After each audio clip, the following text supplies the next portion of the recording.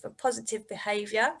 Bev is is in charge of complex learning difficulties and disabilities at Chadsgrove Teaching School. Angela also works there and is an SEND teacher specialising in visually impaired children, and she works teaching a class of PMLD students, which means profoundly, and I can never remember what it means. It's pupils who have got profound and multiple learning difficulties. Okay, lovely, thank you. So I've already had a look at these slides and I'm really excited because there's heaps of strategies that we can use, and very kindly Bev and Ange have linked it as much as possible to issues in CDG.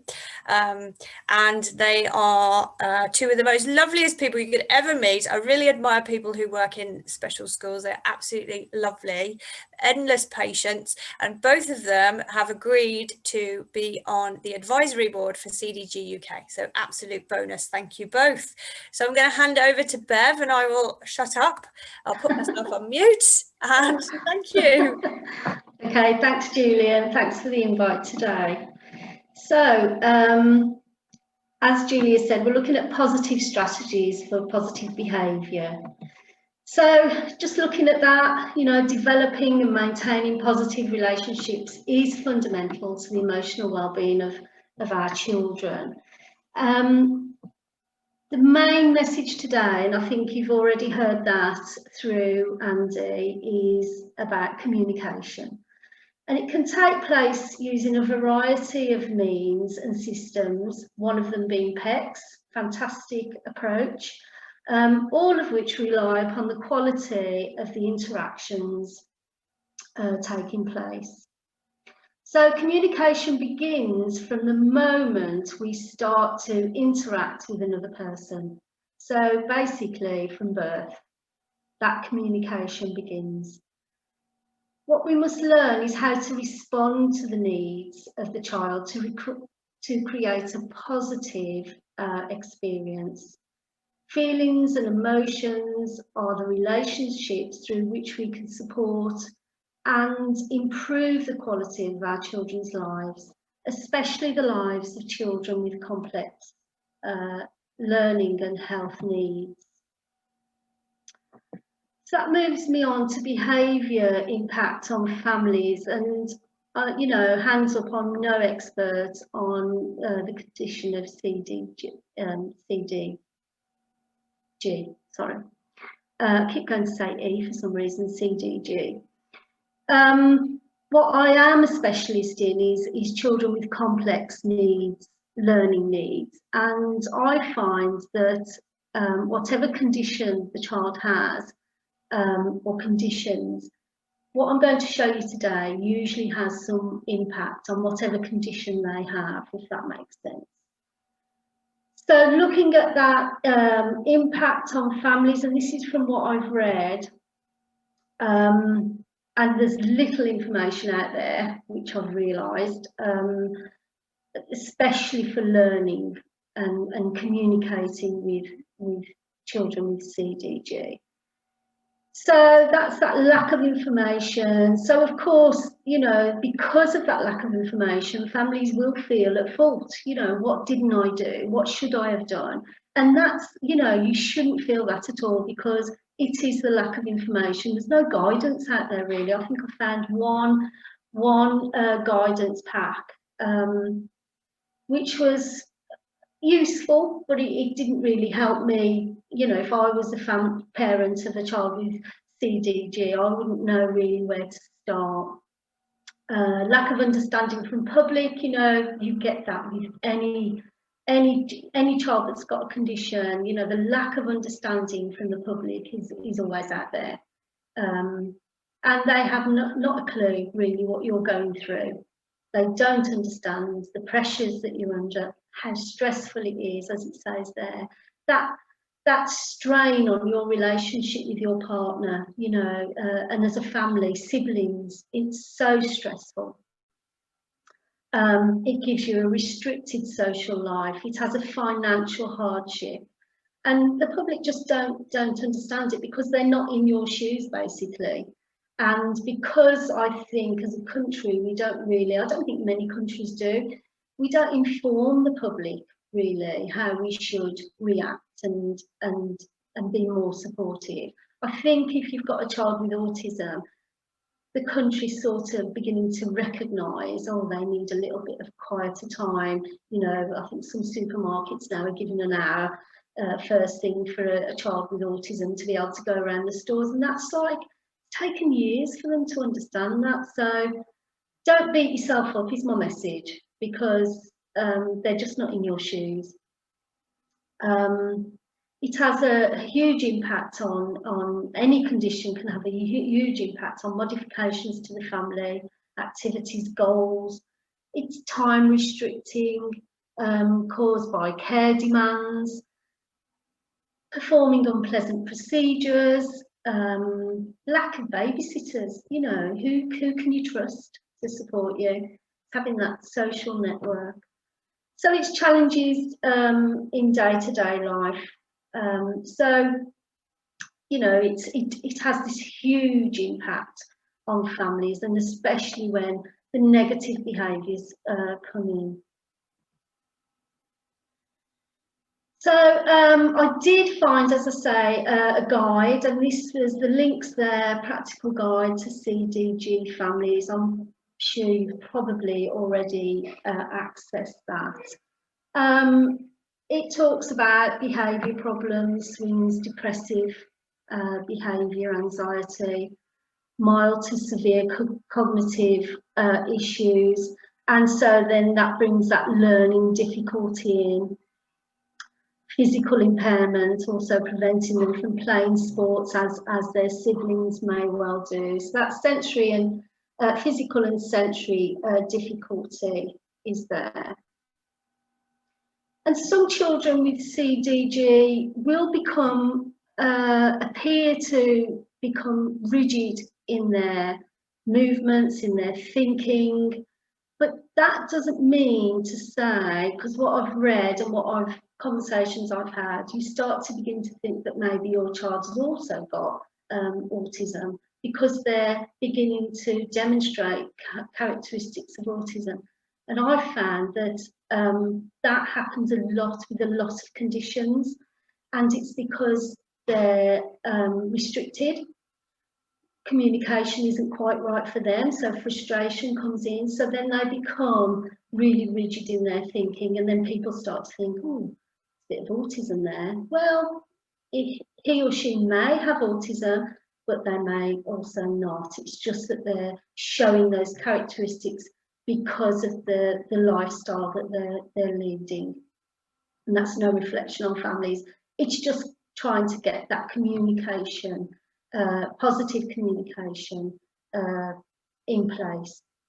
So just thinking of I just want to explain what complex learning means. It's co-occurring, overlapping.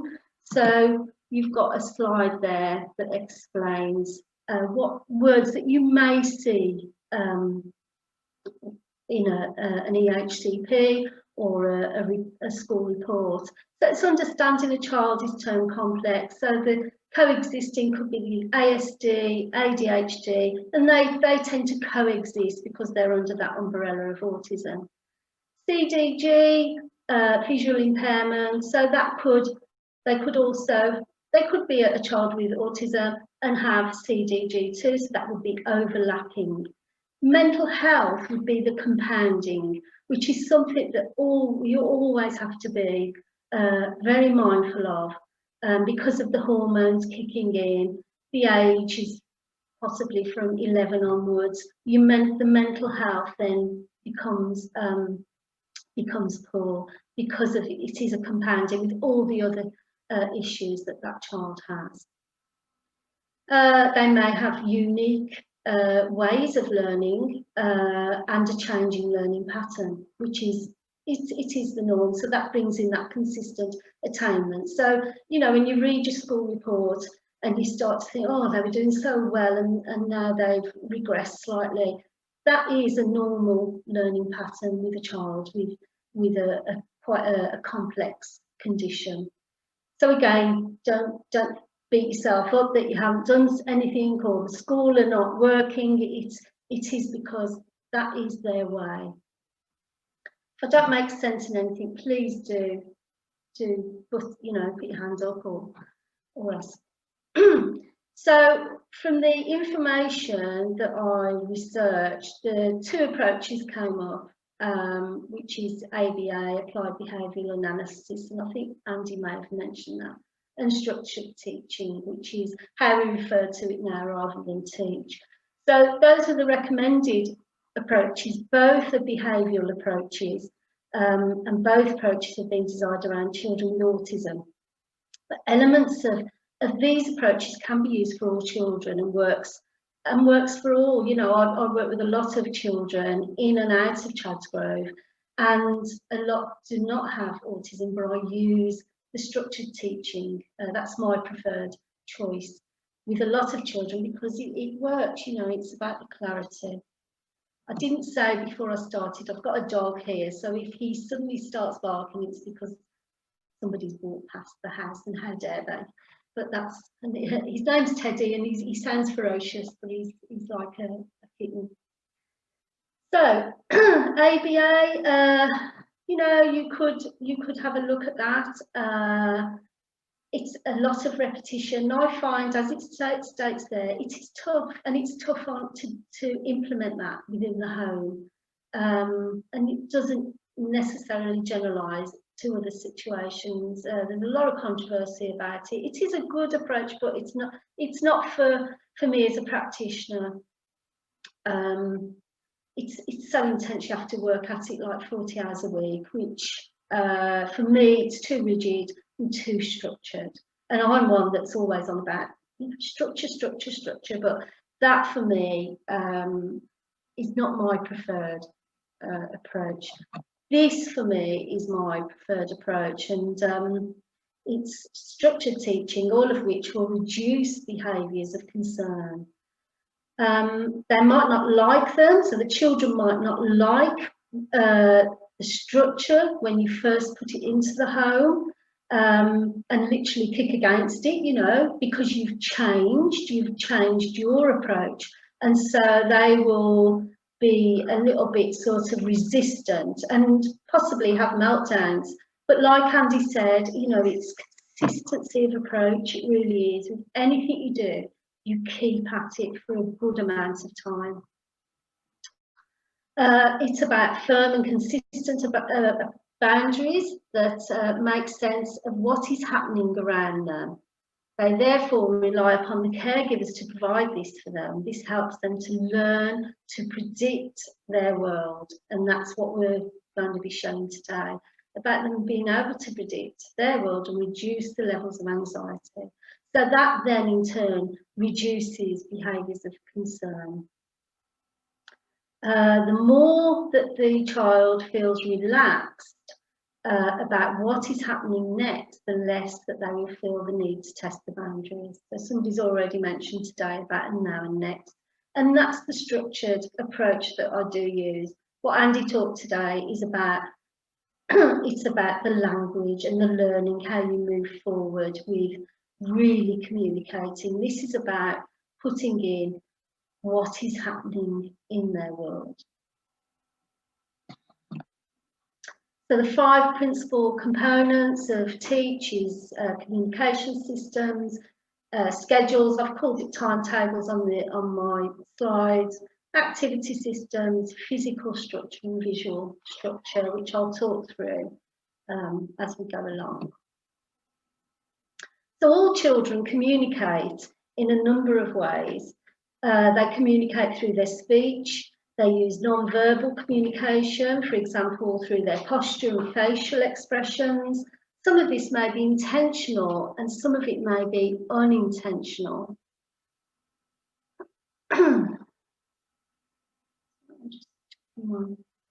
Because they may not be using speech, they will somehow demonstrate how they are feeling and what they want. So therefore you get those, at times, behaviours of concern. So those negative behaviours that you don't really want to see.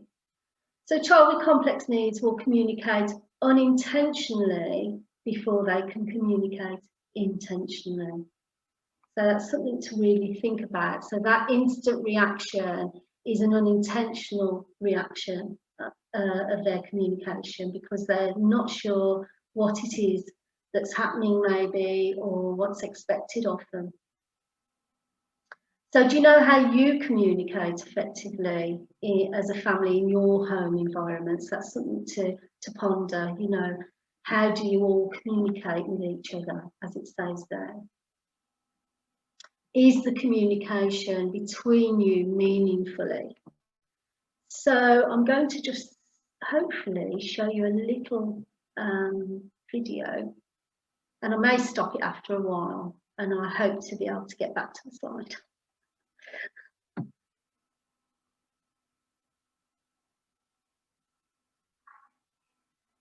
This is about intentional communication.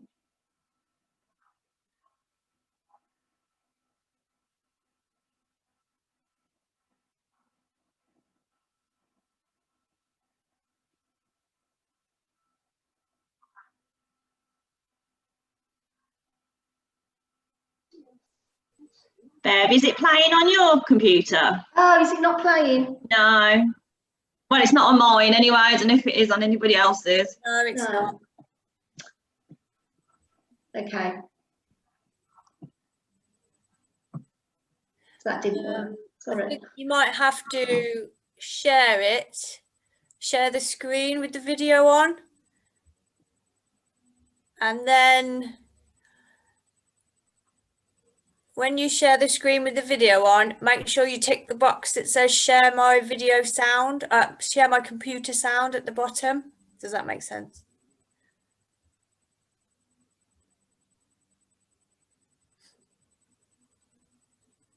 I've got that bit, the share computer sound. Okay. The video of the list of options that you've got on the screen to choose from. I wonder if I'll just go back into it and see if it gives me. Okay.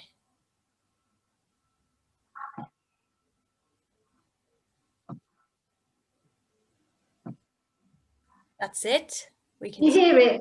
Yeah, we can. We can't hear it, but we can see somebody on the trampoline. Is that right? 3. Okay, we can hear it. Ella loves trampolining. It's one of her favourite sessions. We've interpreted Start that again. Sorry. the banging of Okay, so it's about intentional. And she's currently learning intentional communication. Ella is learning that any sort of communication, whether it be vocalisations, body language, smiles, that sort of thing, has a meaning, and that we can interpret that so that she gets what she wants, basically. Ready? 1, 2, 3. Ella loves trampolining. It's one of her favourite sessions. We've interpreted that the banging of her arms on the mat meant that she wanted more trampoline, and we are trying to teach her that if she bangs her arms, that she will then get more bounces. Go on then, let's do some more. Is it fun? Yeah. Is it fun, Ella? Been good bouncing. So that continues really, and why that's such a good clip is because I'll be talking about processing later, and there's some lovely process, giving that child the processing time to react to what she wanted. So that was also, like I say, oh, and I've lost my screen. There we go. Not easy, is it? There we go. So that was just to show you some intentional communication. So looking at this, it's about that shared knowledge, as I've said. You know, how do you talk to each other in your family? How are you communicating with your child? And so if you spoke these words, to a random person in the street, unless they were familiar with Lewis Carroll, it is likely that you would have no idea what they were talking about. So for language and communication to function, there needs to be that shared knowledge and purpose between the families and child. So, you know, the key message today from myself and from Andy is about that communication, really. So communication foundations. So communication occurs for two main reasons, and that's for functional reasons, so to obtain something, to have needs met, to solve a problem, negotiate, refuse, or it's for that social reason, to comment on something, to share experiences, or for the mutual pleasure. So the question is, what are the benefits of knowing how a non-verbal child expresses their preferences?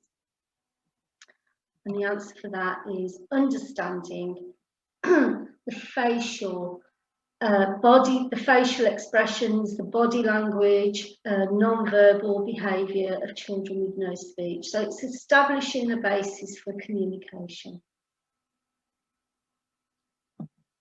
So communication, you've got the three key things there: the spoken language, signing and visual. So how does your child engage best? And the key thing there, they're all key, but the one that helps reinforce the first two is the visual. And so it's about, this is just a little clip showing participation. It's having that can-do approach as well, which I know families do have that can-do approach, and that goes without saying. Here we've got a young lady, and she's quite challenging with her behaviour, but I quite like the practitioner's approach. She doesn't say anything, but her actions are calming, and she's consistent with it. So I'll just show you hopefully a little clip on that.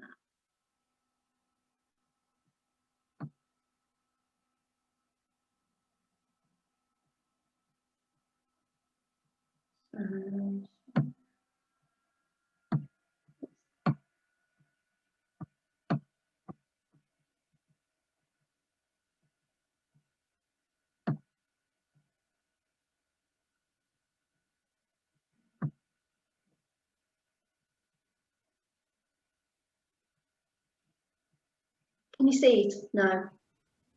No, I think you need to do the same thing again, where you share the screen of the video. Don't worry, we love the video. I've got it. Yeah. Okay, lovely, thank you. No matter how. Okay.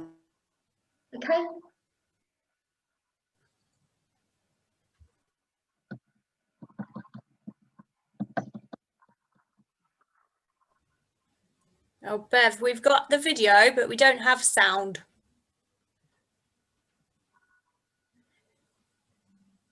Assistance that you offer, or the way that you engage someone. Yeah, you can hold this one. Yeah, good man. Good. Yep. Come on. Okay. Yep. Excited? You look so excited. Yep. Ah, that's good. It hasn't quite clicked onto where I was, but we'll just bear with me. Thank you, Scott.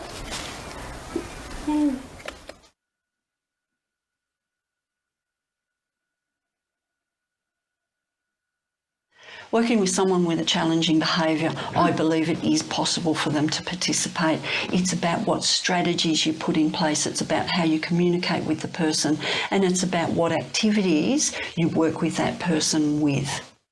With Cameron or every other people with support, the key is to maintain focus and enjoyment in doing the task, and believe that the task is meaningful for the person involved.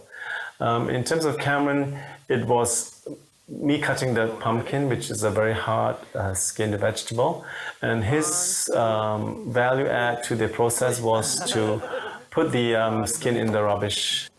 The glove? All right, put it in the bin. All right, I'll cut The pumpkin Sorry, Challenging behaviours takes a long period of time. You need to look at the individual, you need to assess what needs to happen, and you need to develop that rapport with the person. So this is the young Which one? girl I was talking about. Bongos, xylophone. Xylophone, good job. It's about using a range of strategies to get to that end goal.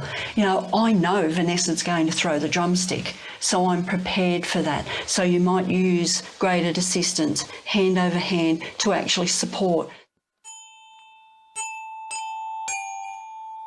Nessa's turn.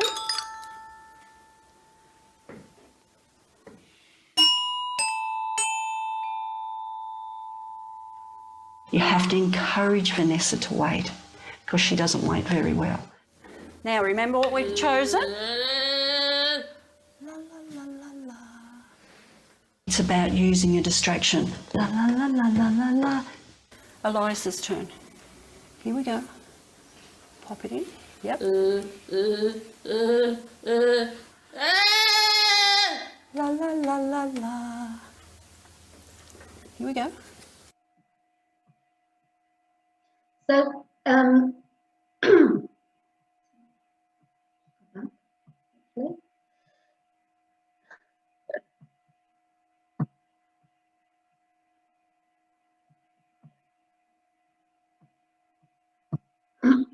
sorry, there's only I think there's only another video just to throw you all. So that that worked for her. It's not saying it's going to work for your children. It's about finding out what does work for your children. And we don't know what condition that young lady has. It's different to the condition that the young man has sitting next to her. So it's not about the condition. It's about the looking at what works for your child. Because everyone is independent, and they're, it's that personalised learning pathway for them. You can all, all families, you can all meet, but each of your child will be different, even though they've all got CDG. This is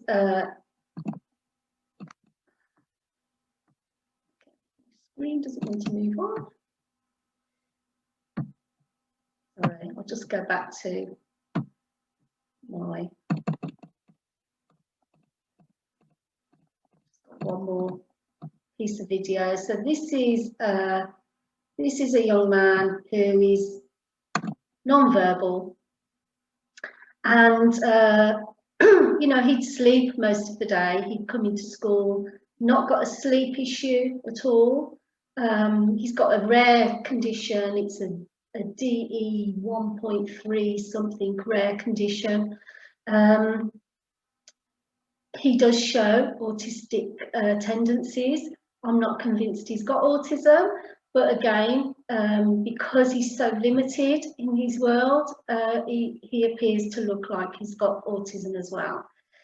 Not much hooked him in. As I say, he'd come into school, he'd slept all night, he'd graciously press the Big Mac. Yes, I'll do that. That's not a big demand. I'll say good morning, as it's, press that and it says good morning.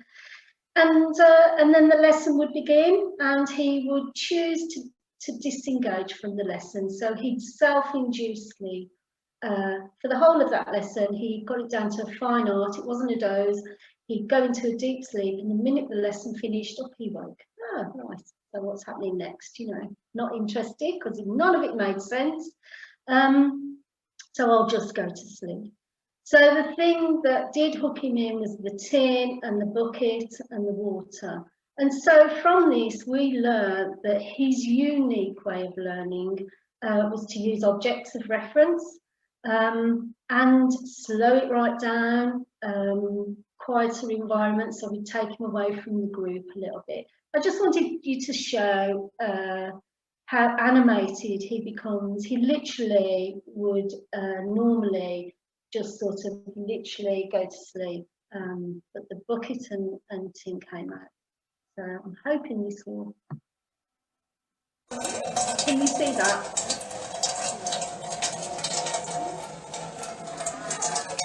Are you ready? Right, You can do it now. Here comes the water. Here comes the... So from that, it's just a very quick, he really became excited, but from that we used containers to communicate with Louis.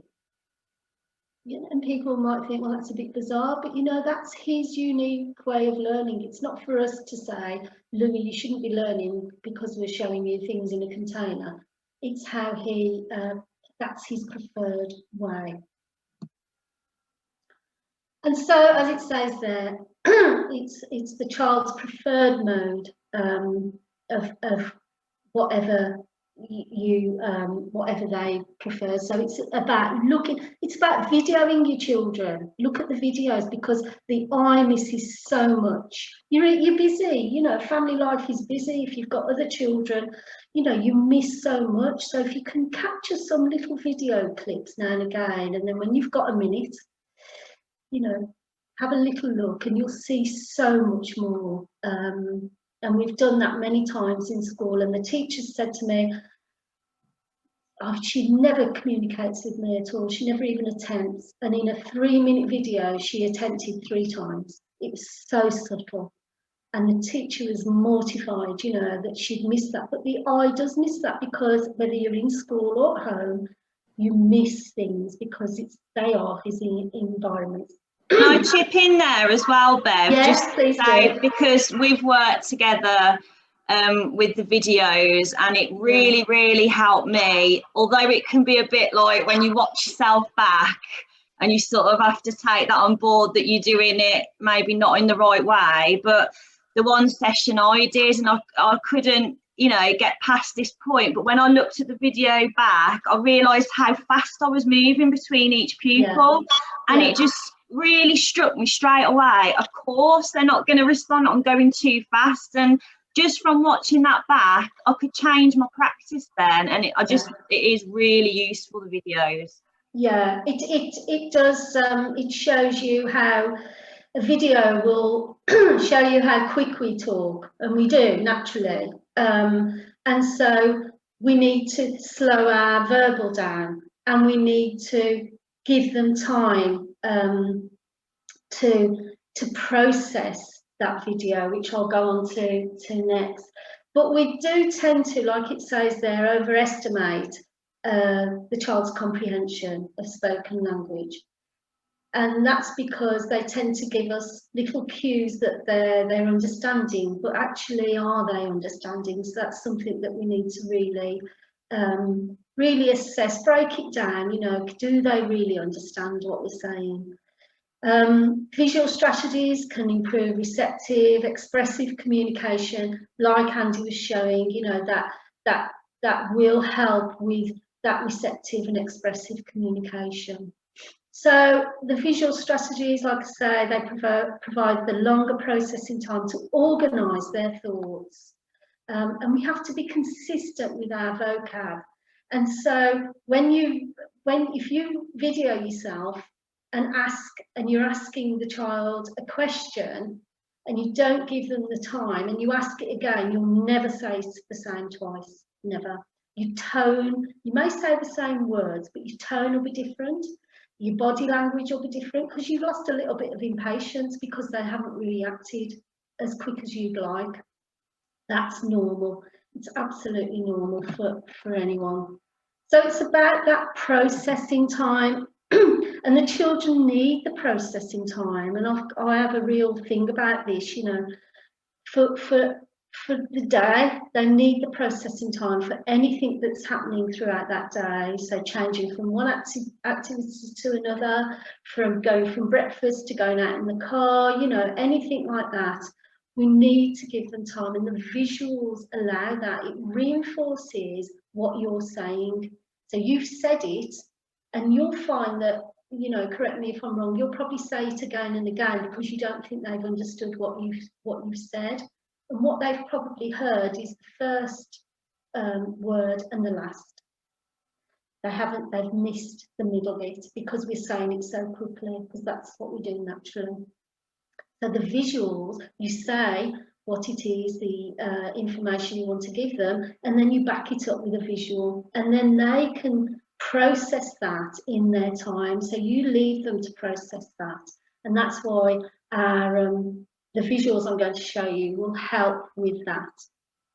So this helps in particular with children with CDG, because it states in the information that I researched that they have poor attention span, and that, you know, that this will help with their attention.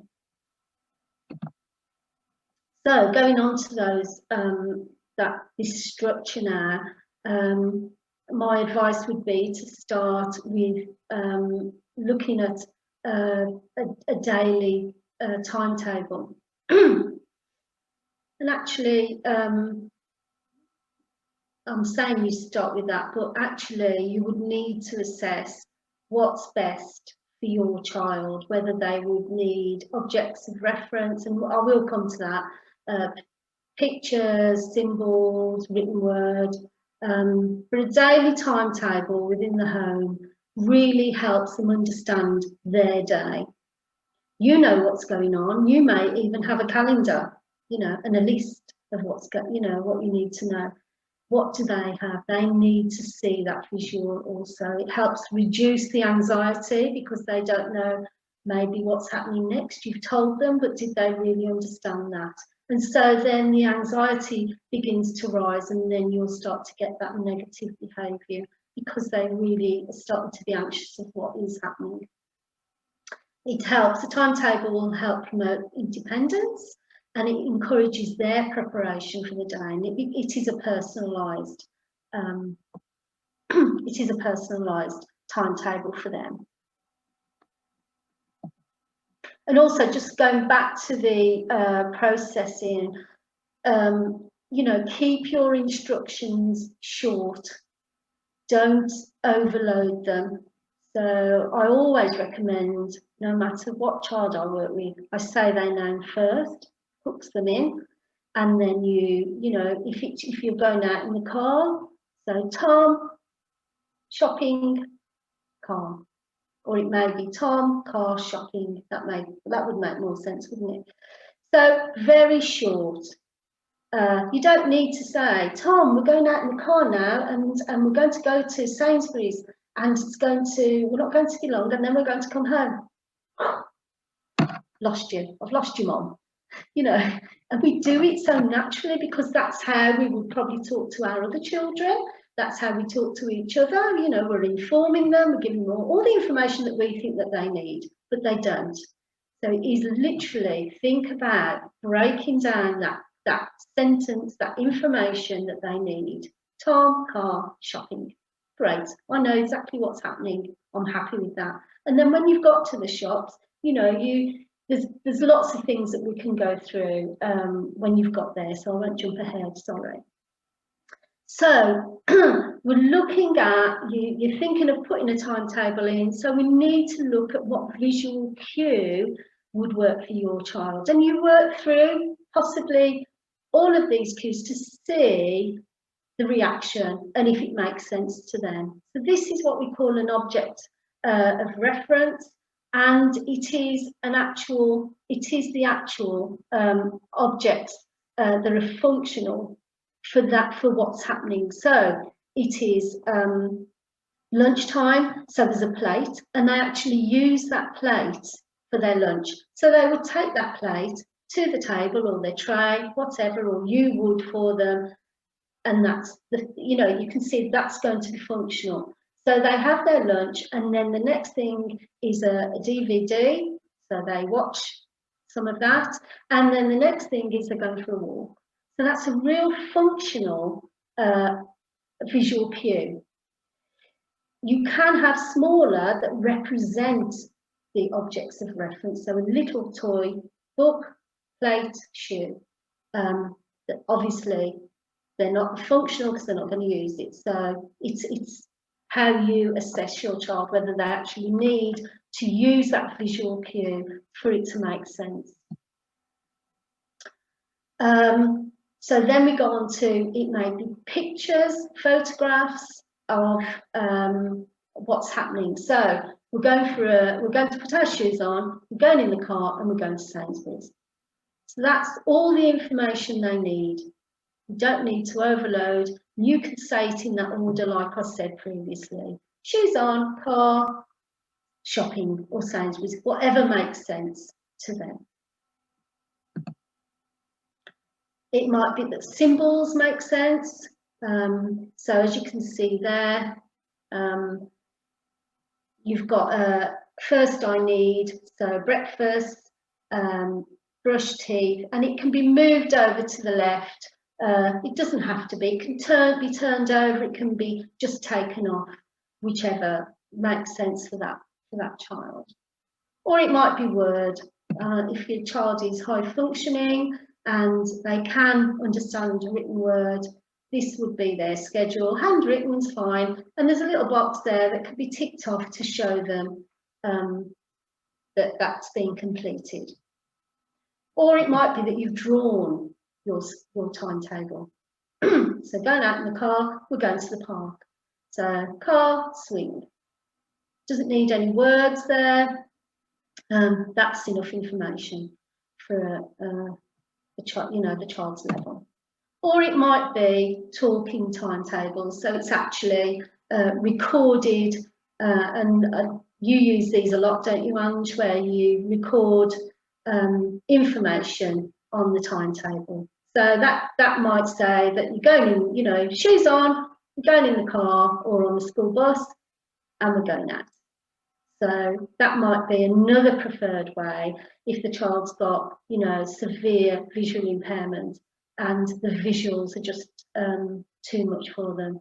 So hearing what is happening would be helpful.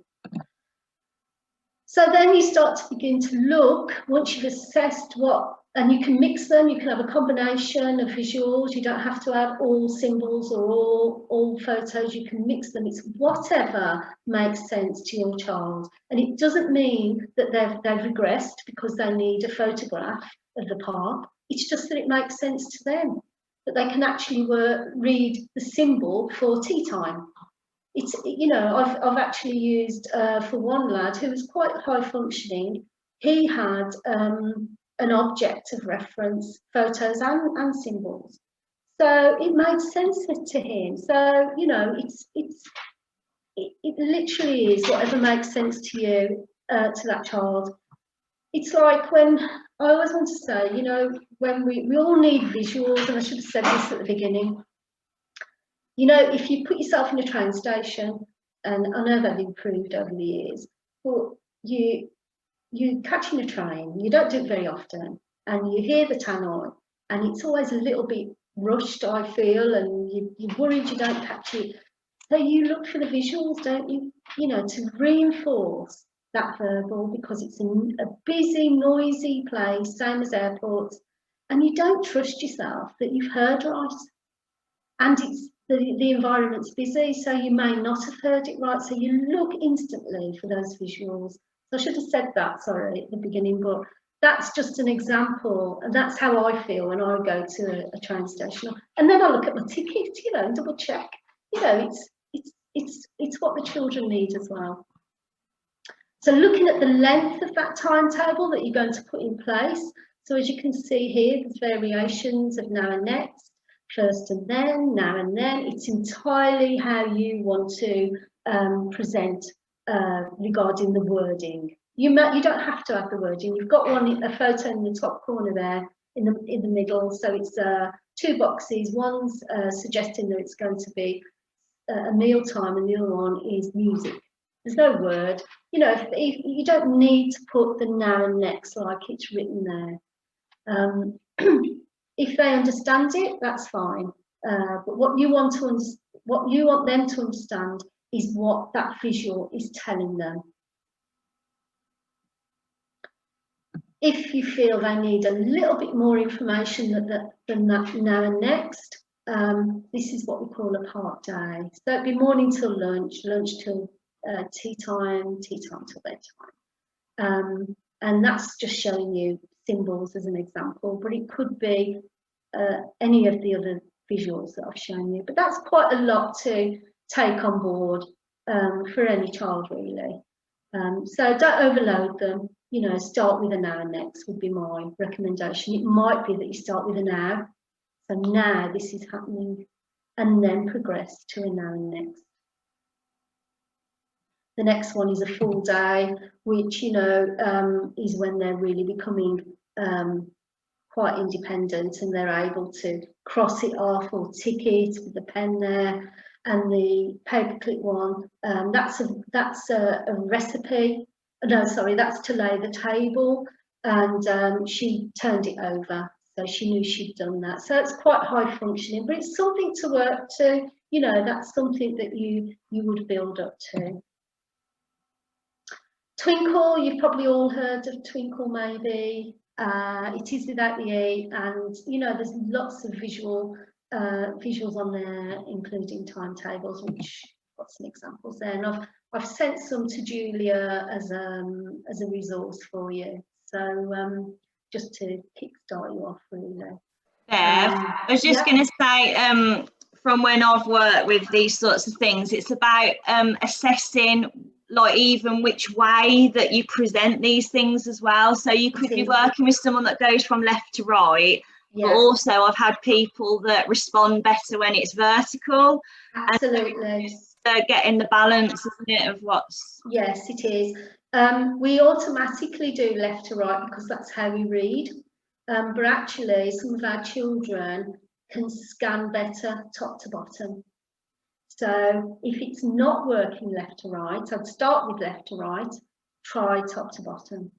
And it's amazing how many children I've worked with, and I've got some examples, I think, of them working top to bottom, because that's how they scan best, and that's fine. It's about incorporating interests within that timetable to hook them in.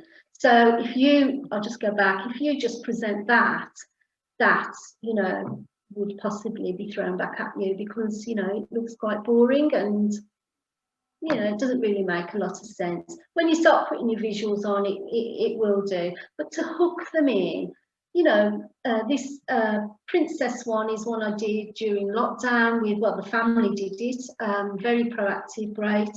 Took on board my suggestions, and they actually extended it to so now, next, then, after. The princess moves along. It's very inventive. I loved it. So big castle, you know, and it's really helped her understand her day.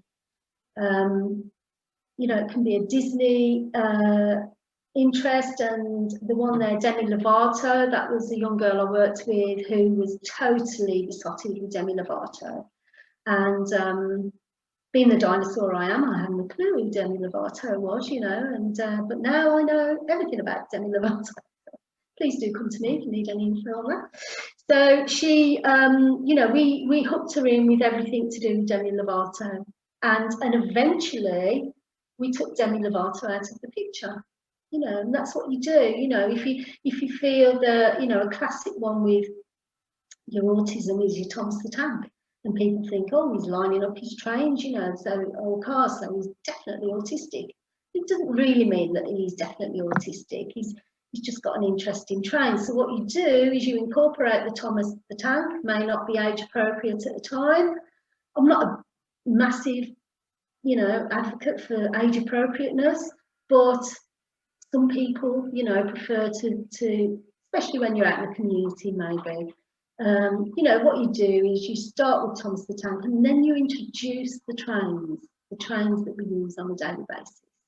So then it looks a little bit more age appropriate, and it's expanding their interests.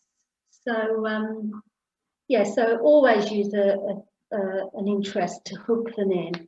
And here is this young lad was a superhero fan, and so, you know, he had a superhero to match the superhero. He thought he was the superhero, and he's got a mixture there of photos and symbols, and it made sense, you know, so he loved it. He just loved it because of that little superhero photo. It could be that they just like to see themselves, photo of themselves, you know. It might be that they're doing something really that they really love. So that little photo of them on the timetable, it gives them ownership. you know, and it's theirs. So, like Ange said, we've got, we're using the timetables, so you might use it left to right, top to bottom. It might be portable, it might be stuck on your kitchen wall, and possibly that's where you would start, sticking it on your kitchen wall or wherever is suitable for your child. Portable is good for when you're going out of the home, so having that now and next, a separate one for when you're going out, so you've got something ready. Perhaps leave a little pack in the car, so you're not stressing about trying to find your symbols, you know, or your objects, whatever, visuals, before you go out, because it's stressful enough trying to get out of the house half the time, I should imagine. So within the home, you could use what we call a little activity table. So this was on the list, it said activity system. So here we have just a little area somewhere in the house where they know that they've got some little tasks that help them, and this helps them understand sequence. It gives them a bit of independence, because you're hoping that these tasks eventually something that they can do themselves. So I've got some, so it can be just a little coffee table or something that's just there ready for them to attempt to do. You have to teach them whatever is put there to begin with, but eventually you'd like to think that this is a little bit of independence at home regarding activity, which is what you'd aim for as a parent anyway. So here are some ideas, and I've sent some task galore pages to Julia. I'm sure it's not. I'm sure I'm not allowed, but there you go. It's it's legal about sharing, but it's just photographs, and there's some instructions. So as you can see, it's all contained. So get your shoe boxes, you know, any cardboard lids, yogurt pots, and it's simple, inexpensive activities that can be made at home. You know, go to the pound shop and get things that you can buy duplicates of, and you can see there the first one, it's shapes, all those different buttons, and the idea really is to match the button with the correct one that's stuck on the box, and then post it. So then that's another skill. You're not only matching, you're posting, and it is a real skill to be able to post. One there is following a photograph sequence so that they can actually build something. So it's meaningful. All this is about being meaningful, being purposeful for them. So you're not just giving them a box of Lego to attempt to build something, you're actually making a little model, giving them the cues. It might be that they can't follow a photograph, so you put the actual pieces of Lego in a sequence so that they just go along and make that model. And what an achievement for them to feel that they've done that. You know, it'd be fantastic, because eventually, if they're just going to get the box of bricks or the box of Lego, they know that they're not actually building anything purposefully, especially if they've got siblings and they can see that they're building something. So it's really good for their self-esteem, their confidence, to be able to be as clever as their siblings. Adaptive books, so you can get your everyday reading book and get your symbols, and really it's just matching, so the bus symbol to the bus, but it is a form of reading. They don't have to read the words, you know, you can look at the pictures, but those symbols really help the understanding of reading that book.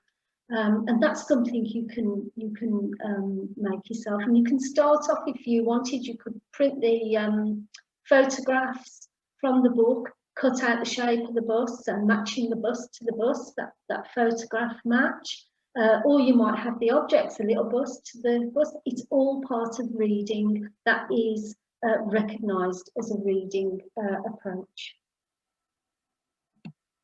adaptive games. So again, you know, as a family, they see, you know, families playing a game. So it's just about adapting them. And this is Guess Who. So we had, because they were unable to ask the question when it was their turn, if the person had got yellow hair or was wearing a hat. So they had cues there in symbols. Again, it can be adapted with photographs, or even maybe miniature objects like a little hat and a lady and a man, little dolls. So it's about them having those visual cues to be able to participate in that game, and again, really empowering them. And it's things like this that really bring in that positiveness. So it helps reduce those behaviours within the home. Things that they don't like, that they like, again, you can use photographs and you know, it's that sort of conversation that you're having, but it's using the visuals there to understand your child better and for them to communicate what they really don't like. You may have guessed it, but it really is a guess. So this really helps put it into, you know, a real sort of, it brings it into a concrete thinking and helps you understand. Instructions, so bedtime maybe might be difficult, or just in the morning where you want them to brush their teeth, their hair, wash their face. And so you've got little instructions there. Again, it can be photographs instead of symbols, or it can just be in the sequence of the objects. So that's informing them what you want them to do without actually going on and nagging them, because that's what we do, don't we, as parents? You know, oh, come on, brush your teeth, you've got to brush your teeth, and we go off on one. But that is a real sort of concrete way of informing your child that you want them to brush the teeth, brush the hair, wash the face, and then you can have their timetable ready, because what's next? Well, it might be something that they really want to do, and that can be the first thing on the now next or the now. So the other one is using symbols. So there, you know, you can have the symbols, pictures, and a sequence just to understand what's going to happen around bedtime. This can be used for many things. It can be used if you want to do some cooking with them. So you'd have either the utensils in a line, you could have photographs, you can have it in symbols. So it's just like following that recipe, isn't it? But you've broken it down into real concrete thinking. So looking at self-regulation, because what we want our children to do is to be able to self-regulate their own emotions and how they're feeling. Some children might not fully understand their feelings, but they know they're getting angry. They know they're getting worked up, should I say. They might not understand it because they're feeling angry. So that's something to work on, which I think I'll talk about later. But first thing is a good safe place. You know, that's just an example. Somewhere where they can go. It might be just a very makeshift sort of tent. I worked with a young lad recently, and his makeshift tent was lots of towels and bedding, and that was his safe place. Somewhere they can just, they know that they can go to try and calm themselves, rather than us trying to calm them and using all the verbal that they don't want to hear because they're all wound up, and they just need to understand that if they can go to that safe place, and it'll take time, like anything, you know, eventually they will begin to feel calmer. And also just thinking of that calm,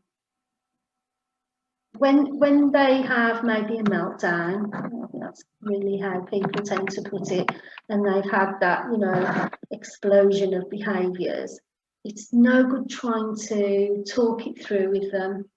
We all need, us as adults, children the same, 90 minutes to calm down. That's how long it takes us to calm down. So think about that row that you've had with your partner, and some of us can go on for days, but it will take you 90 minutes before you're ready to speak to them again, because that's how long it takes us physically to calm down. So it's no good trying to talk to the child and reason with them, because the anxiety is so high that they're still up there and they just can't hear. That's the biggest barrier then, the anxiety. They can't take in what you're saying. They can't process it. So you're best trying to talk through, if you think that's appropriate, a good 90 minutes after. You're calmer, they're calmer, and it becomes more reasonable. And that is research, the 90 minutes. That's not me just making it up. So bubbles, you've got a windmill there, you blow it, and it's about that breathing. We've done breathing to death really in schools, and we've done the, you know, 10 deep breaths, and I've had a lot of children, you know, look at me and say, oh, 10 deep breaths again, you know, I've done this and it doesn't really help. So use something. The windmill is a great one, because that blow really starts to help calm. The little bubbles, you know, you can buy little ones that you can, you don't have to buy a big bottle. There's pound shop, you can get little bubbles that help, you can take with you, and just them blowing it. And it takes their mind off them, whatever it is that's upset them, because they're doing something, and not concentrating on whatever it is that they've not been allowed to do or have, or frustration because they couldn't communicate what they wanted. So this is called a happiness box, and I've sent the rationale, and this is something that Professor Barry Carpenter and myself designed during lockdown. It's something we've been working with for years, and we've just not put it down on paper, so we've got a rationale for it. Basically, it's your shoebox, as you can see there, and it's whatever's in that shoebox is what helps the child calm. And that self-regulation comes in. So I've got it's, you know, it's what's on there the same. There can be many things in here. It can be a sensory one, so that I've got ribbons, and I've got a scratchy kitchen pad, but that's something that they like. It might be that the child likes all like quite rough materials and not the smooth, because that doesn't give them any feedback. There's a hairbrush, because they might like to, the scalp, have that on their hair. There's a piece of rubber, because it's bendy, and you get real, you know, you do get some feedback from that, as strange as it is, but I can really press that because I'm so worked up, and that then releases some of my anger. It might be that there's some hand cream in there, and they give that to you, to give them that massage, because the massage is calming. It might be their favourite music is in there. Photographs of favourite people who have passed on. So that's my granddad. So a lot of children like to look at photos of their pets, and you know, oh, kissing their doggy, and they might like a mirror, because they like to look at themselves. It could be for the high functioning, they've got a notepad or a journal that they can look at and write their thoughts in. Could be there's a game in there. Could be they've just got their little teddy, and that's soothing. And this box is put somewhere in the house that they can easily access it, you know, and it's there. And encourage them, you know, encourage them to choose what goes in that box, because what calms you won't necessarily be what calms them. So it's about what they want in there. Am I all right for time, Julia? think I've gone over, have I? Okay, so it's about what calms them. So it could be there's a bunch of herbs there smelling. It could be that bottle of bubbles or that little windmill in the box. But just teach them, you know, that when they're starting to teach them when they're calm, because that's the time when they'll learn best for anything. When you introduce the timetable, any of the visuals, always do it when they're at their best moment, because then they will process what you're trying to teach them. If you try to teach them when they're wound up, you're just battling against a brick wall, basically. So teach them about the box. You know, this is and reenact it. You know, or look at the photograph. Oh, you can have some massage.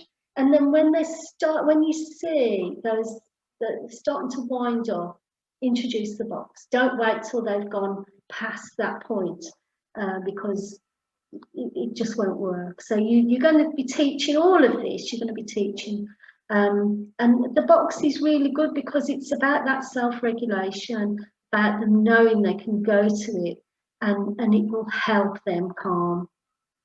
Another good strategy, if they're able, physically, is a swing, because that vestibular action really gets rid of that excess energy, which is that anger that's built up.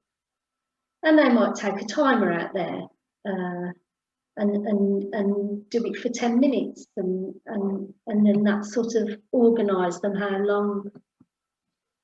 Another thing out there is books beyond words, and I've just highlighted these two because they're the most recent because of lockdown.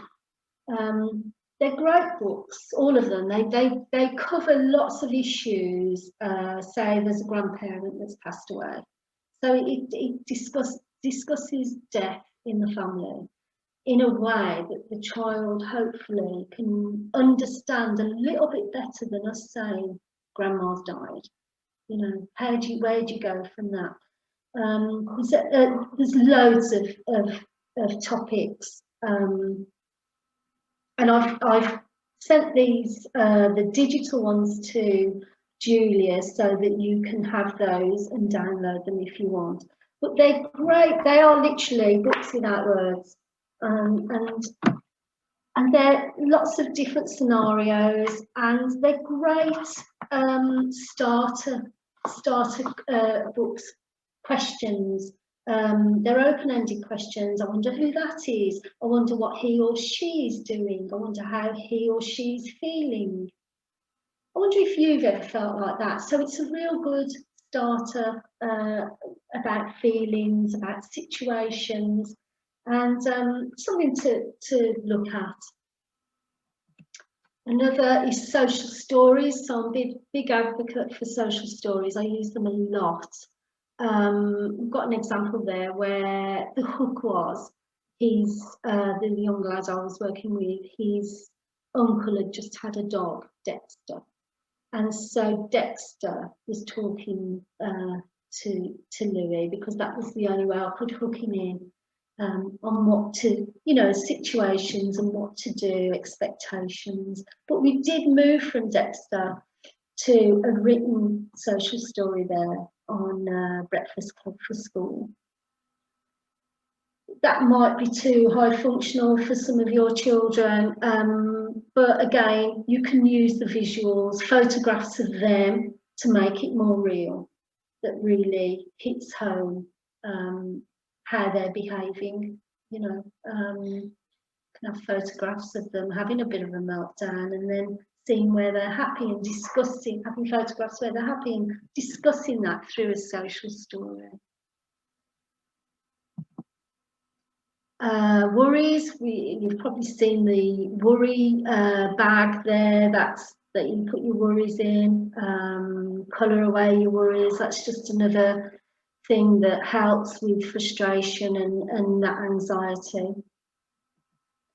Looking at feelings, and as I said earlier, you know, they've really got to understand their feelings. So that would be something to work on. their emotions, and work with the school on that so that they can work with their emotions. But these ones, you know, they're what these do is they give an idea what they can do when they are angry, because they will forget, you know, their anxiety will be so high, they will forget what is it I can do to help myself. So the visuals are telling them they can go and drink water, or they can do some colouring and listen to music. The far one there, this makes me nervous, so it's about a photograph maybe of what makes them nervous, and they can try to, with another photograph, do something to help them become less nervous. Nervous for them may not seem, that may be a bit too much. Upset would probably make more sense for your children.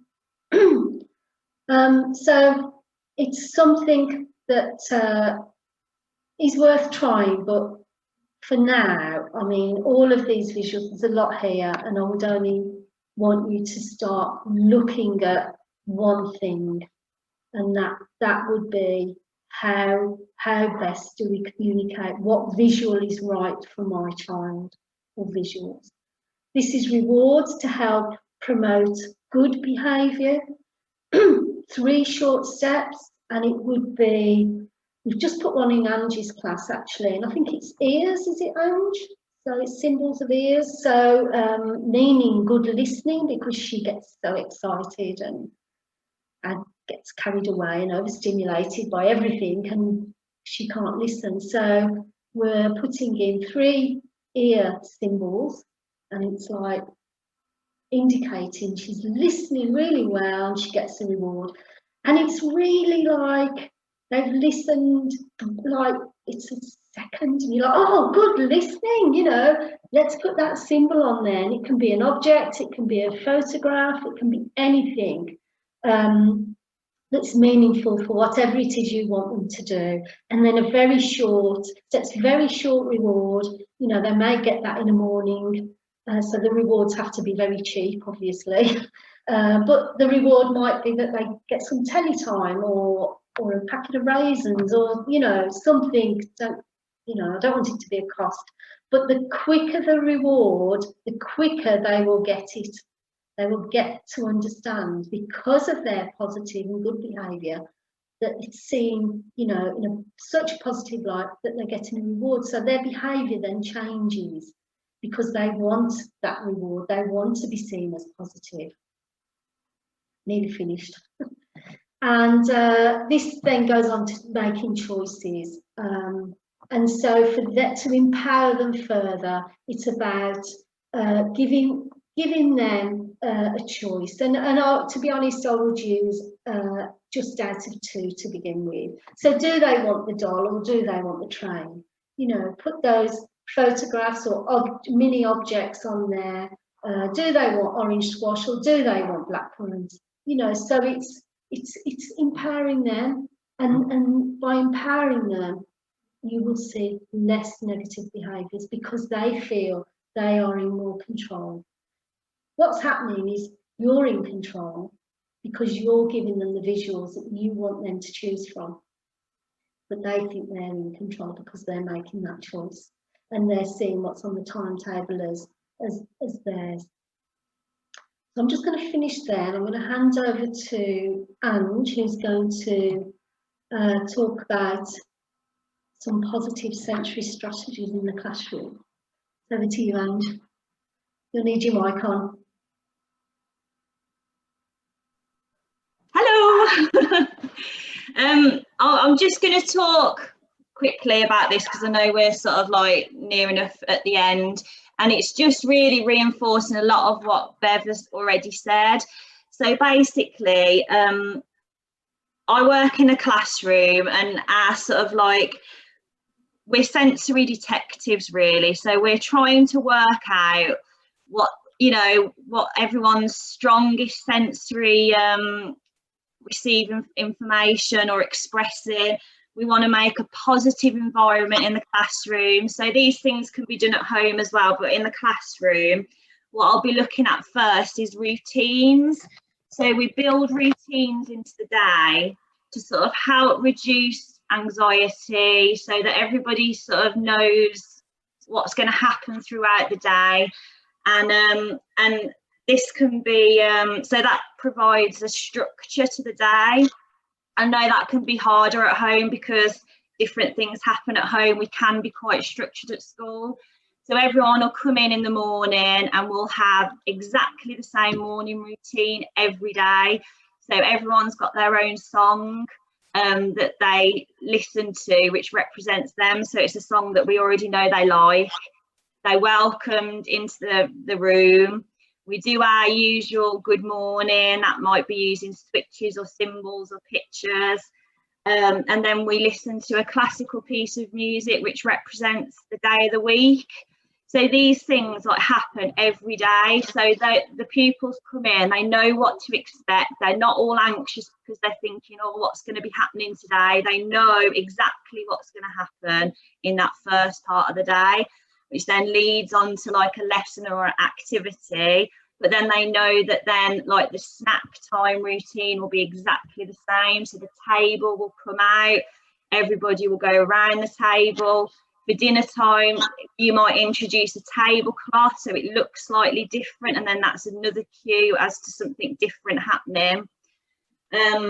Music is a very powerful way to sort of cue people in. So it could be that you're singing a song, or it could be a piece of music that indicates that it's time for assembly or different things like that. And then that leads on to the sensory cues. So we sort of like make the most out of natural cues. So that could be like thinking of like landmarks. So when the pupils come into school, the fish pond is at the front of the school.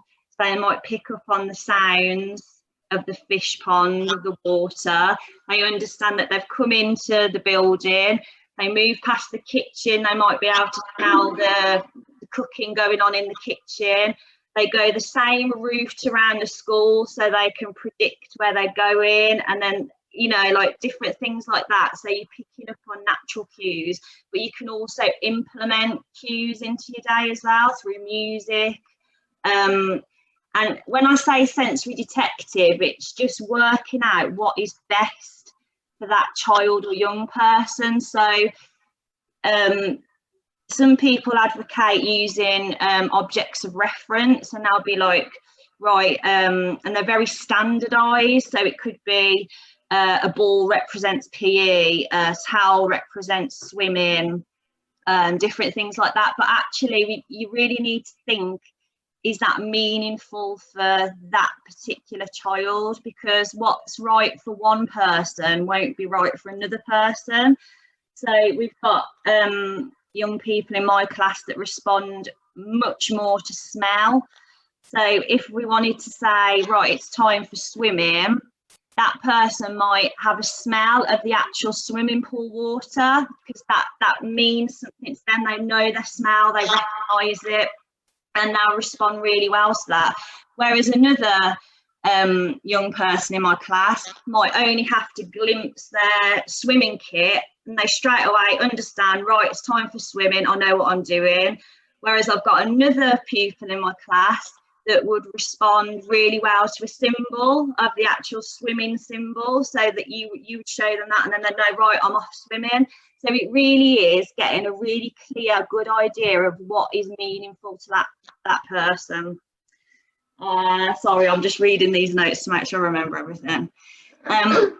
We use, like, whereas you've been learning obviously about PECS, and that's a communication system, in like my class, and really the ethos throughout the school is we use a total communication approach. So that means we use a bit of everything basically, because the more that child or young person has, then the more likely they will like understand one of them. So we'll use the routines and sensory cues to structure out the day. We use a mixture of signing. So when I'm speaking verbally to the class, I'll use key signs as well, because I know that some of my pupils will pick up on those signs. I'll also have pictures and symbols in my class everywhere that I can just grab hold of and use those to reinforce what I'm saying, as well as the sign. The objects works really well for some people, so they'll be available as well. So it is just making your environment really, really inclusive. Even if, like, you know, your child understands some verbal language, have other stuff there as well, have it available, easy, accessible, ready, so it's like it's there. It's, you know, like you could have symbols that, like, I've got symbols on my fridge in the classroom to say that's where the drinks and snacks are. You sort of bring in the environment to life with little clues that they can pick up on and work out. So let's see what else. Yeah, and just to sort of say that when we think about expectations, it needs to be individual. So what you might expect of one person may not be the same as another person, because they might not have had the same experiences. So it's just really important to think about what that person has experienced in their life and then adapt your expectations to that. Clear language. So when I'm asking one of my pupils to do something, I'll just try and make sure I'm being really, really clear about what I want them to do. So I've got one young girl in my class who she listens really, really well, but she needs a lot of guidance on looking skills. So it will be really, really clear to them, like, Sam, I want you to look with your eyes, or Sam, it's time to listen. So it'll, like, be really clear about what you're expecting them to do. That helps. I'm going to just move on. Oh, short sessions ending with success. So if I'm trying to teach something, like, I use the eye gaze a lot in my class to work on visual skills and looking and attention skills. That can be really, really tiring. It's tiring, but I don't know if anybody's ever tried it, but it is quite tiring. So you want to try and keep sessions quite short, starting off with something that will engage them, hook them in. So something you know that they enjoy doing. It might be funny sound effects or making a pattern or something to engage them to begin with. And then you sort of incorporate your challenging task, your target, what you want them to actually do in the middle. And then you finish with something really easy, something you know they can do. You've seen them do it. They're definitely going to achieve success. So that when you finish that session, it's positive, you've ended with success. They can see that they've achieved something really good in that session. So that's where the engagement for learning comes in, which is what Bev has been talking about a lot, is knowing what that child or young person is really interested in and bringing elements of that into whatever you're trying to do with them. So if it's something that's not as exciting for that person, but it's a really important life skill, like, you really do need them to, you know, sort of learn this skill, because as you know, move into the community, you want them to be able to engage appropriately and things. So bring in whatever it is that will sort of like hook them in, that will engage them, and then, you know, you've got more chance of success then. The repetition part is really, really, really important, because repeating skills, it reduces the anxiety for the pupils. So we use sensory stories a lot in class, and that's like the next slide. And I just wanted to make you aware of some books that are out there, and somebody to have a look at on social media, because she's brilliant. And sensory stories is a way that you can introduce sensory aspects of the world. Life's very unpredictable and things happen that you can't always control. And I know, like, obviously with Finnan, because I know Finnan on a personal you know, level, that he used to be really, really scared of noises, like different noises would put him off even trying something or going somewhere, because he just, you know, we would be really anxious about what was going to happen and what the sounds were going to make. And so using sensory stories to sort of like repeat skills and bring that predictability and introduce sensory aspects can really help. Like I know Finan did a lot of work with someone I work with in Forest School, and that sort of like routine of going out to Forest School and listening to different sounds in nature, but in a safe and secure way where he felt really supported to do that, gave him that confidence to sort of know it's okay if I hear, you know, the dog barking in the background or whatever, because I've done this before and I can cope with it, and I know what's going to happen. So with sensory stories, you can make up your own depending on what it is you want. Like say if your child really struggles with going with their siblings to a fun fair or something because they just, the lights are too much or the noise might be too overpowering, you could create your own little sensory story where and involve members of your family, like the names and everything in, and then you can bring in sound effects, you can bring in lights, you can make it positive, you can just introduce some of these skills that they need to experience this in a positive way rather than a scary, oh actually we won't bother taking them there because it's just going to be too much. You can really sort of practice those skills. And that's where like the next point is about real life experiences, because it's you need to have real life experience to be able to understand certain concepts. So to really understand a concept about how, I don't know, big a tree is or something, you have to actually experience that in real life, maybe touch something, smell something, listen to something in that actual moment in real life to sort of really understand the concept. So just giving people all those experiences, real objects, it does really help with positive behaviour.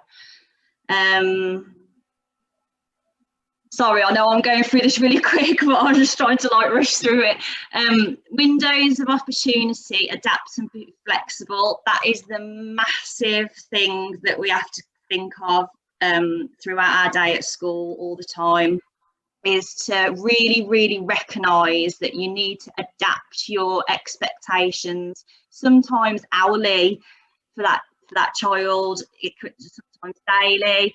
As soon as someone comes into my classroom, I'll visually assess what I think they might look like. I'll read their homeschool book from parents to say what kind of night they've had, if they've eaten, if something's happened, because I work with a lot of people that have seizures, and if that person has had a seizure in the morning, there's no good me trying to get the eye gaze out, for example, and expect them to be able to concentrate and achieve a target when they may not have slept, they may have had a really, really strong seizure. You know, you've got to really adapt to them. On the other hand, if a pupil comes in first thing in the morning and I can see straight away they're alert, they're ready, they're focused, like you can tell by their body language and facial expression, then the activity that I had planned, I might think, well, actually, I'm going to get this more intense activity, like with the eye gaze or something, because they're really up for it this morning. I can see you just need to really be flexible with what you're doing so that you can make the most out of how they're feeling.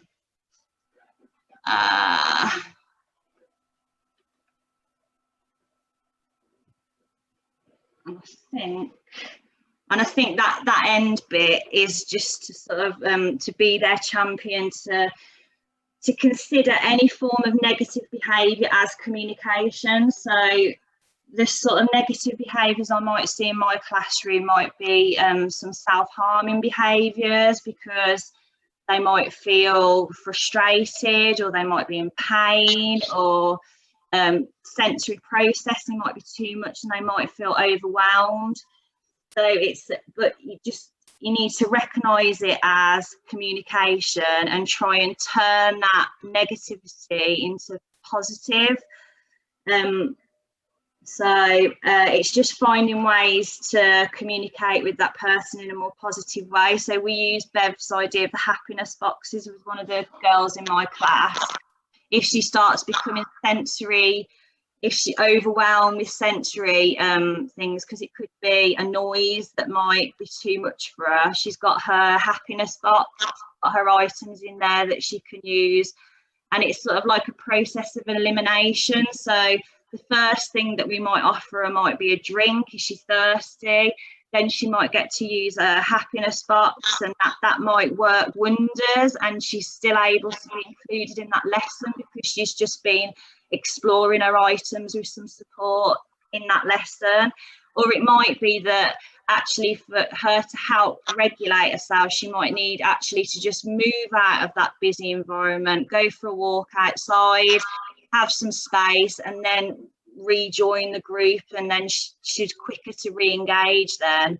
So it's trying, like what Bev said, it's trying to pick up on these things before they escalate into a real negative behaviour. So it's really looking out for the signs, really noticing those little subtle signs of that person is becoming a bit distracted. They may be bored. What you're providing for them, they might be bored of that. They might need something else. It's just trying to pick up on those little signs of communication before anything escalates. And like Bev says, if it does escalate, adapting and being flexible. Don't just try and plow through with the activity that you wanted to happen, even if you might have. It's like with me, if I've put a lot of effort into a lesson, it doesn't matter. There's no point trying to plow through with it if that person is not ready. So then you might change your activity to maybe a story massage, something relaxing, something that doesn't, you're not asking too much of that person. You're sort of letting them be passive rather than being active in their responses. So they can still learn, they can still enjoy a connection with another person through some nice story massage, but they're not being asked to do anything. So it's just having those ideas of different things you could do in different situations there and ready, and then it'll help you to feel confident. Like I've got on the side in my classroom, I've got like folders of different things that I can literally pick up and use straight away if I can sense that this person needs some relaxation, they need some mindfulness, they need some time on their own. So you can really sort of like have these things ready to go. And that activity table that I mentioned, Ange, is something that you could have ready, you know, in your house, that coffee table. Sorry. And some little handmade activities ready, because those activities will not only promote the independence that I talked about and raise their confidence, but it's also very calming because they're actually doing something. Yeah. And seeing that, you know, it's so compact, and it's got that clarity of this is where you begin and this is the end, that it takes their mind off that moment and calms them back down. Yeah, I think that's probably all I'll talk about on that slide. And then the next slide was just about stories. Sorry, I like the slide though, so we'll just have a look at it. We'll have a moment. Shall I move on to the next one? Yeah, please. So basically the sensory stories are stories that are brought to life through concise text and meaningful sensory experiences. And if you want to have a look online, a lady called Joanna Grace, she's an expert. She's got years and years of experience of working with people with complex needs. And she writes sensory stories. She's the founder of the Sensory Projects, which is what you can Google and have a look at as well. She's written lots of sensory storybooks. This book, I don't know if you can see it, it's actually like because she's written a lot of sensory stories to use with children, and this has got sensory stories in it as well. But I love this book. I go back to it time and time again because it offers so many practical tips about how to make the most out of every sense. So if someone hasn't got much useful vision, how to really make the most out of the sense of smell, touch, you know, auditory, and it's a really, really good book. Another book she's written is Sensory Being, Sensory for Beings. So it's all about people that are sensory beings, that they learn and they access life through their senses. That's really interesting as well. So I would definitely recommend looking her up. And then the story massage is what I've just talked about. Is a lovely, lovely activity for families to do, for siblings to do with each other. You can Google it and have a look. It's storymassage.com, I think it is. But if you just type in story massage, it will come up. The founder of that's Mary Atkinson. And basically, it's the creativity of a story with massage strokes. There are 10 massage strokes. So over time, the child or young person will get to recognise the different strokes. They'll have their favourites. A lot of mine like the sprinkle or the drum, because they're quite exciting, and it's really nice one. And it just really helps to develop that relationship with each other. The stories can be written by yourselves. It could be that you want like a bedtime story that's just for your child. They know it's all about them, and you introduce like the strokes to go with it. It could be any story.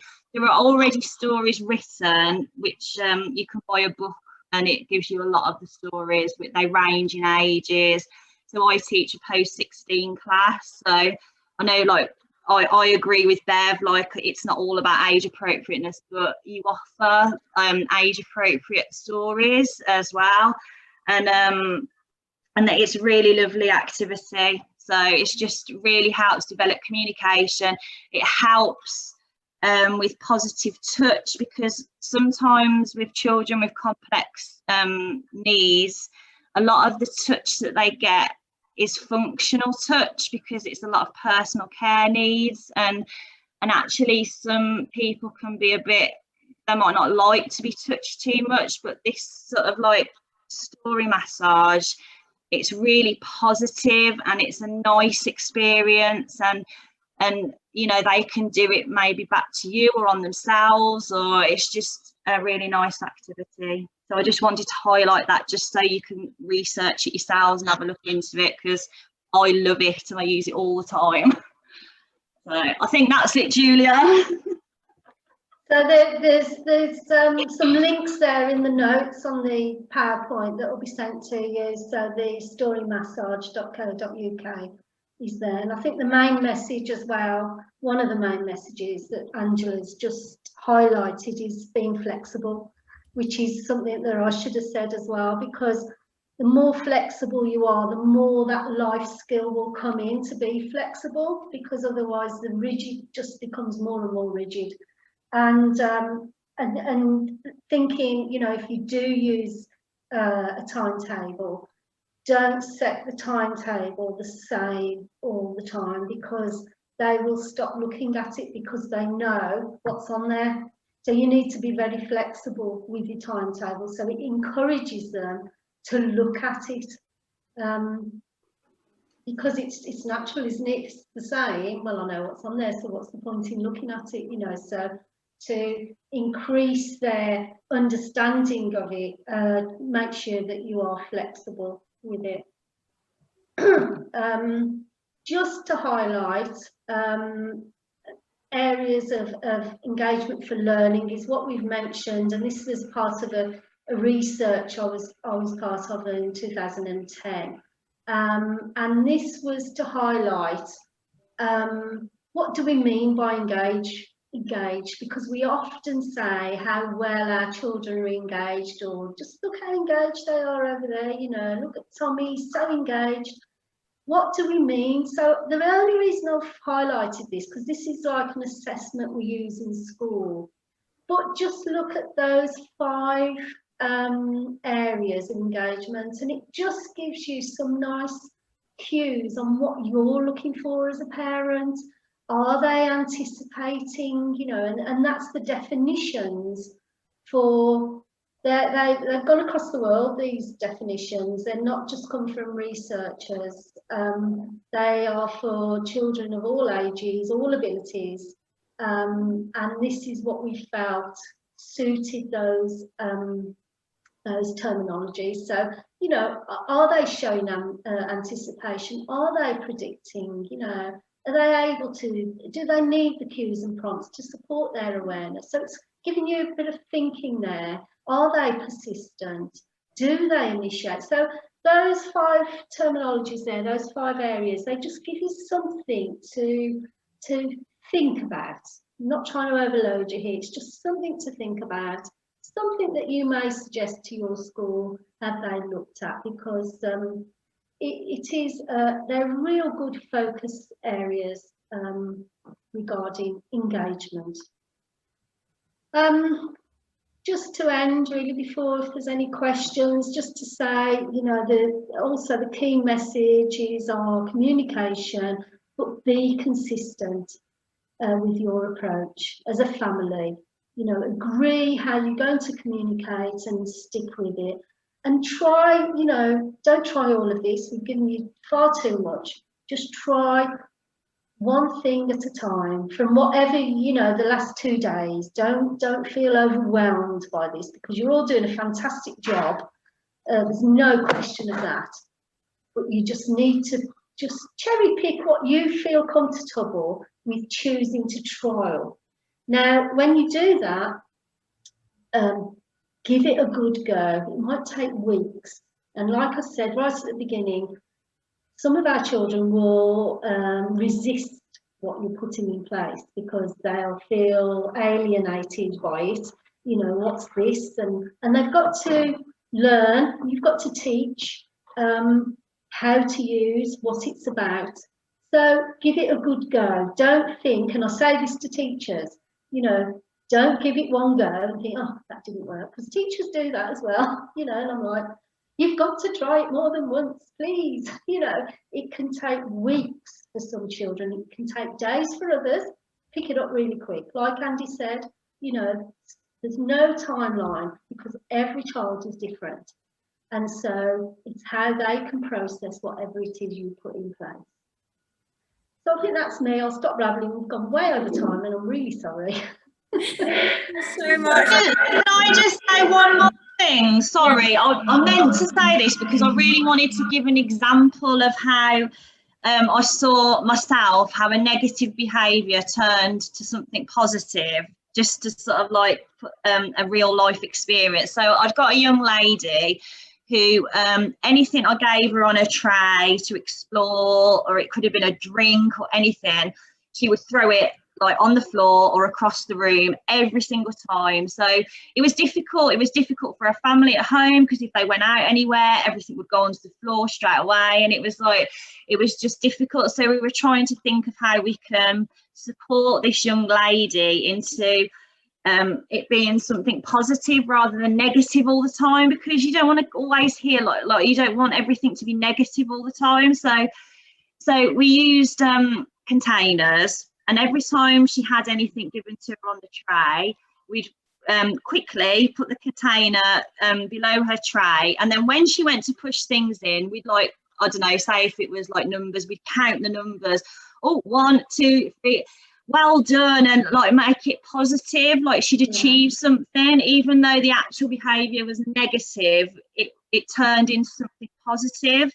And anyway, like Bev said, it didn't magically help after the first week. It took probably realistically a year.